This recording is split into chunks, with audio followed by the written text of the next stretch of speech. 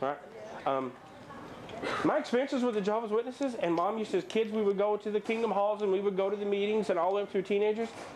Really nice people, you know, really kind, compassionate people. Now, if you get on the radio or you listen to anything TV, well, they're the guys that go to door that bug you every night that you want to slam the door on and tell them, get your magazine out of here, you know. That happens with them a lot. I'm not here to sponsor any religion, and I'm not here to dog one either, because never am I going to dog a person for their beliefs, right? Maybe for atheists. That'd be kind of weird for me. But, so I decided to do that. So I went to my mother and I said, hey, let me ask you some questions, Mom. And I kind of divulged a little bit of this gift to her. And she just gave me that look like, really? You know? And I'm like, hey, Mom. And she's like, look, you're my son, and I know you wouldn't tell me lies. You know, I've whipped you too many times to know that you're not going to tell me lies. Right? Thank you. She goes, but I have no idea how to answer your question. So she sent me to my grandmother, which was on my dad's side. Now, my grandmother's full-blood Choctaw Indian, and she's a devout 60 years of her life a Jehovah's Witness, so there's a little mixing in the bowl happening here. Her experiences of what the Jehovah's Witnesses as a whole would tell you, that any spirit that you come across is something demonic trying to trick you, right? Trying to trick you into being some, or talk you into doing this that's completely bad, right? Or it has bad intent the whole time.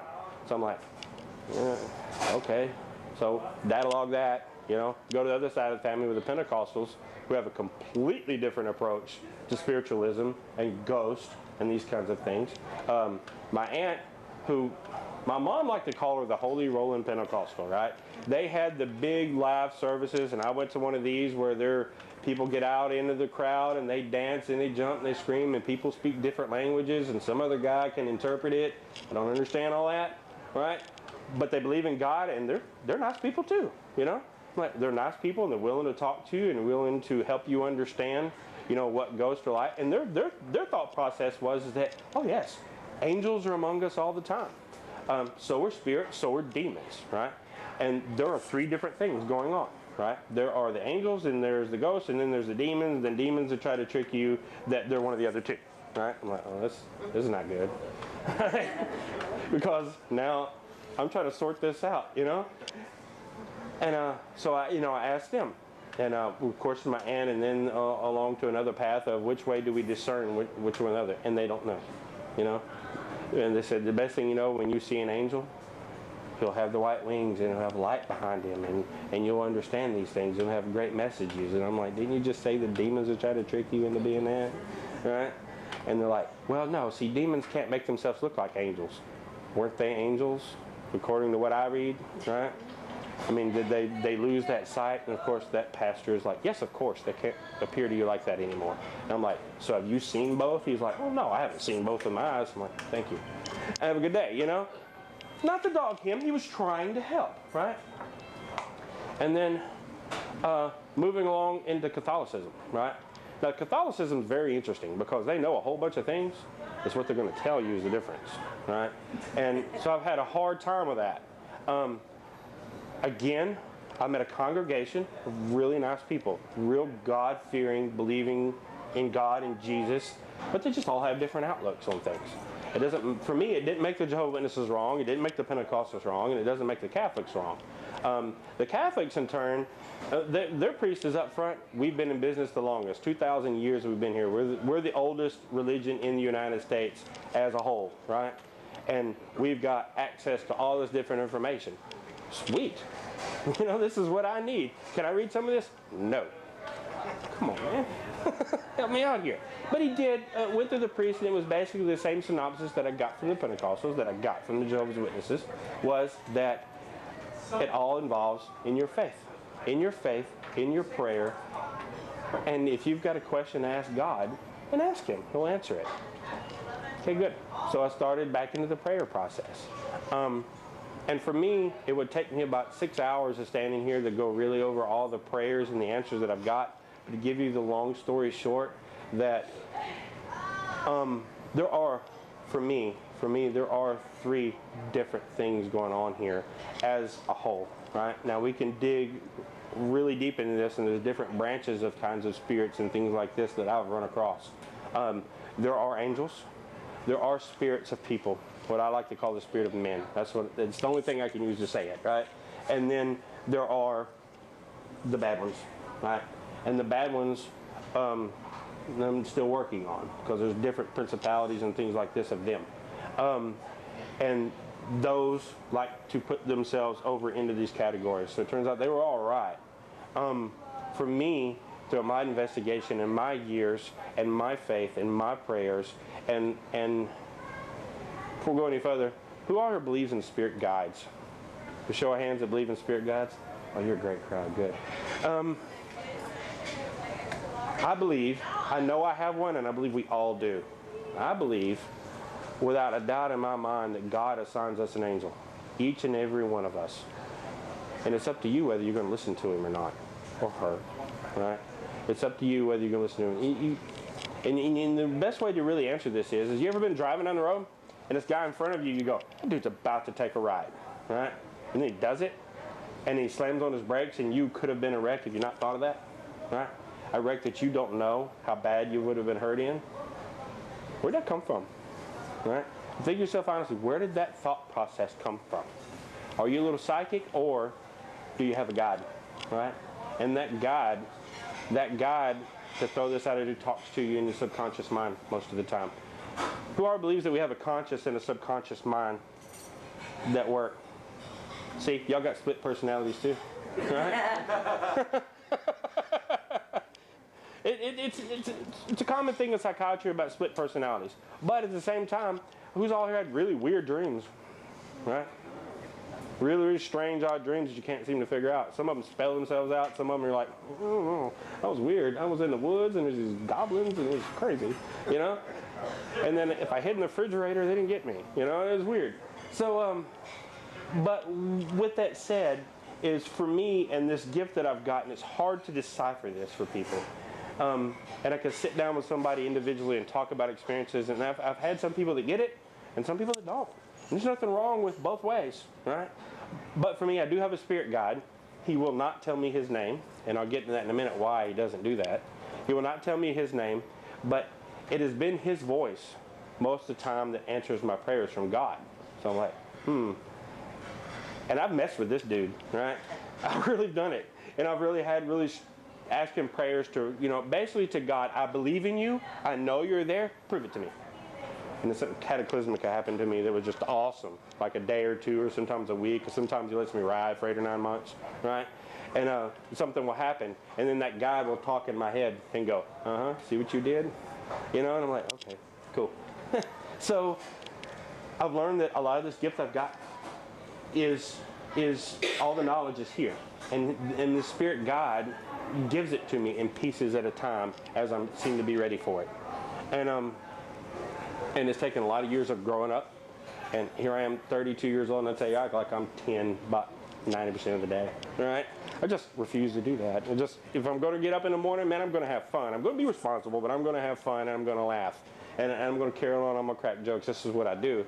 No sense being bored in life, and there's no sense for me being angry all the time. I can't do it, right? But this guide has done just awesome things. Awesome things direct me in certain ways, and I can walk into certain buildings and immediately know how many spirits are there, sometimes their name, and whether they're good or bad. I just know it, and I can't tell you why. This is what this is for, right? We go to testing this stuff, and I find out that my accuracy rate sometimes 100%, sometimes it's 20, sometimes I just need to go home, right? Because I got it off. I have off days and I can't get it right. And I'm willing to admit that. And I haven't met a medium yet that I've talked to, and I've only talked to a few that have it spot on 100% all the time. Because you're trying to take a human mind to understand something that is millennia older than you can ever understand, right? Especially when it comes to angels and demons. Speaking of angels, I'm going to tell you guys a story, and I do not expect you guys to believe anything that I'm about to tell you, but it happened to me, and I've gotten to the point in my life where I really want to share it. I was digging into angels pretty hard, and I asked God one night in a prayer, I said, God, the angels in this world, and we'd had a few cases and some few things that were going on that had some negative things going on, and I said I could really use the sight of an angel of some nature.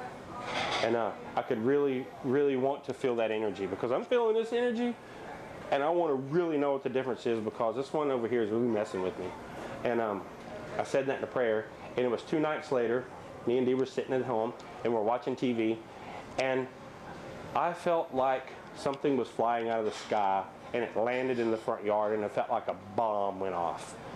Every whatnot, the TV, everything in the house was shaking, and things were moving around on the walls, and I'm freaking out. I'm like, oh man, what is going on here? I knew it was something spiritual, and I knew it was something, I knew it was some sort of entity, right? That had just landed in my yard and left a big crater in it, you know, and I'm like, what is this? So I look over at her, right, to say, you feel that? And she's just watching TV, you know? She's just carrying on, just watching TV like nothing was going on. So I'm just, of course she was beside me, and I'm just looking at her like, well, this is not gonna be good, you know? So, of course, my gut is telling me, get up, open the front door, and walk outside and see what this entity is. The other part of me says, stay your ass right on this couch. Do not get up and go out there, because whatever it is a lot more powerful than you'll ever understand. And so I said, Mike, you're brave. So I go outside. I open the front door, and what was strange about it is that with these 2 eyes, I'm in the front yard, and then my vision goes blank. I can't see with my eyes anymore. But there's this movie just playing, like my eyes are open, and it's right here, right?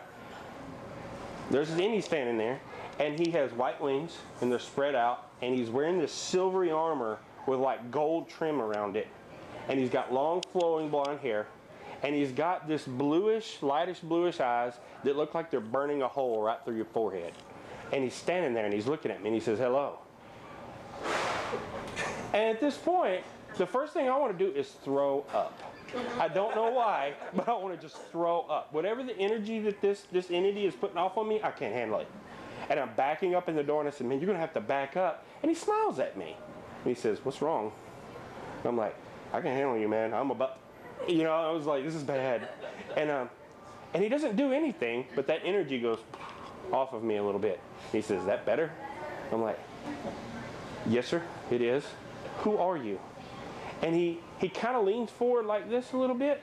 He says, I'm the Archangel Gabriel. And I went, yeah, okay. You know, I had all these negative cases going on at the moment, and that instant, I think I'm being tricked, right? Because there is no reason in God's green earth that one of the biblically named angels is standing in my front yard looking at me.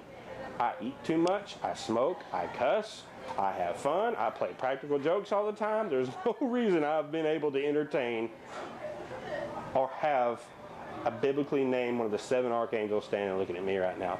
And especially Gabriel of all things, right? And I'm sorry? But you asked. I did. I've learned. I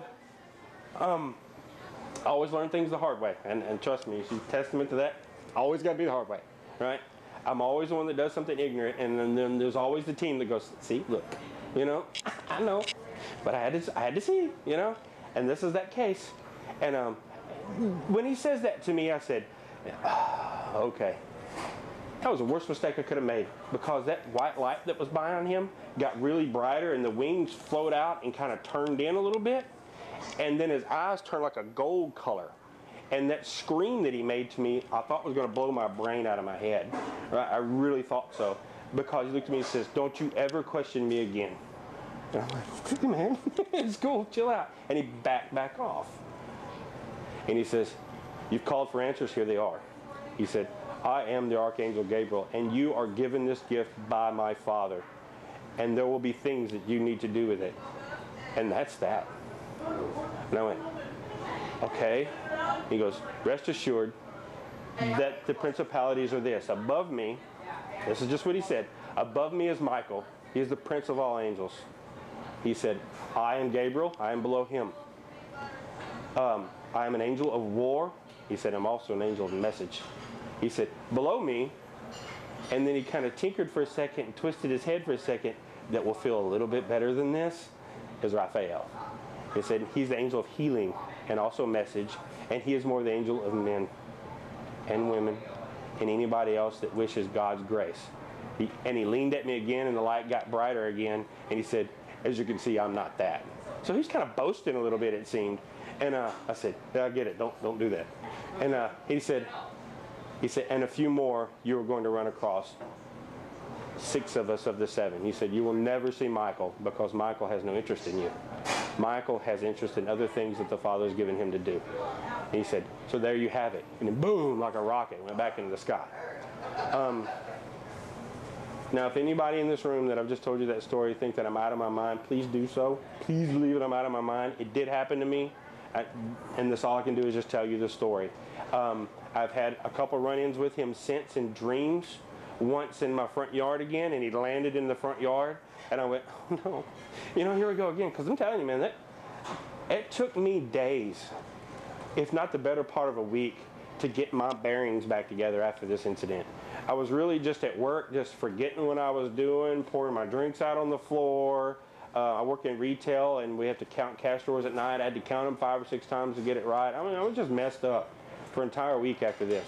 And I would just drive to work like, every morning, not know where I'm at, what I'm doing. And it took a couple days for me to go, man, you gotta shake this off, right? And I kept seeing his face in my head over and over and over and over and over again. And then later, I was gonna let John talk about that, but I don't remember a lot of that. Mr. John here, actually, we did a hypnotism session with him, and that story came out, and my understanding is that he talked to everyone in the room. You remember that, John? Sure. And I don't remember what he said, so I'm going to get you up in a second and maybe tell that story if anyone's interested. Anybody interested in that story? Sure. Raise your hands. Anybody interested in that story? Absolutely. I don't remember it.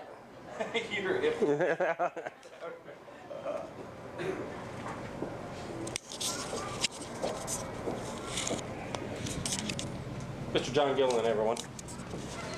Right. Mike had come to my place, or we'd met at a mutual place to work on some things that he's wanting to discover of his past. And during this time, he also wanted to visit with the angels and the guardian. And all of a sudden, things changed, and Mike, Gabriel started speaking through him, and his voice changed. Mike did not hesitate in none of his speech or anything. It was totally different than what he had been doing. And I'd already been highly impressed with some things we'd worked with Mike at that time. But during this time, his group at that time that he had, the paranormal group, they were also there in the room. And they had asked earlier to ask questions while he was hypnotized. And so I asked then if it was okay to have them ask him questions during his hypnosis session. And Dee started to ask a question. She said one word, and all of a sudden the answer started flowing out. No hesitation, no pausing in the wording or anything. It was totally different from what you would be hearing him speak. It just flowed out in a beautiful, lengthy question. I asked her, I said, was that the answer to the question you was going to ask? Because she never asked a question. And it was. She said it was. And then it went around the room. Each person asked a question, and they only had to say one word, and the answer flowed at that time. And I was highly impressed. I knew at the time that the angel was speaking through Mike. I mean, I had no doubt. I felt it. I sensed it, and the questions and all were beautiful. So I was highly impressed with what he had done at that time. And I don't know if anyone's got questions about that or whatever, but. Thank you very much, John. We had to get John to tell that story because, to be honest with you guys, when I do these